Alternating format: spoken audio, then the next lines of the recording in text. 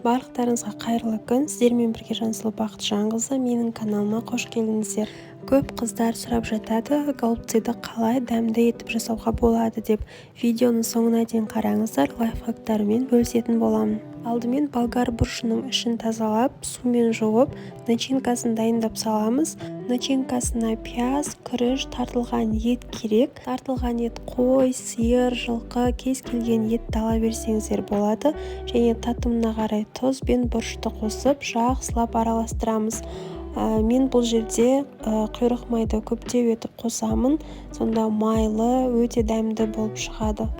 Салмамыз дайын болғаннан соң болгар бұрышының ішіне саламыз. Салған кезде қатты нығыздамаймыз, себебі ішінде күріш болғандықтан піскен кезде ісініп, болгар бұрышымыз жарылып кетуі мүмкін. Енді сорпасына қуырып алу үшін пияз, картоп, сәбіз, қызанақты видеода көрсетілгендей етіп турап аламыз. Мен бұл жерде сәбізді өте жіңішке етіп турап салдым. Сіздер күштен өткізіп салсаңыздар да болады.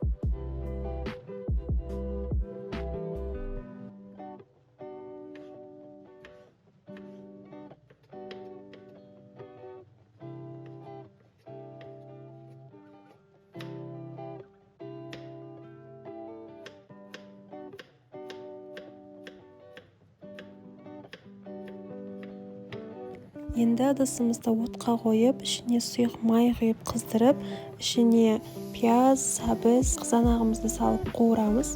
Одан соң голубцайларымызды бетіне видеода көрсеткендей етіп қойып, үстіне су құямыз.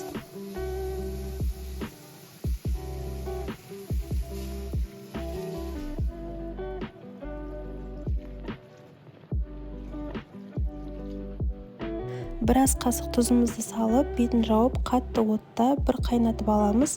Қайнап шыққан соң бетінде көбіктерін осылай алып тастап, үстіне картопымызды салып, баяу отта тағы да 50-60 минуттай пісіріп аламыз. Осымен біздің голубцайларымыз дайын, өте дәмді болып шығады. Сіздер де жасап, отбасыларыңызды қуантыңыздар.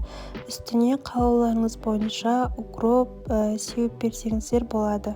Ас болсын. Сіздермен бірге болған Жансұлу Бақытжанқызы. Видеоны соңына дейін қарағандарыңызға рахмет.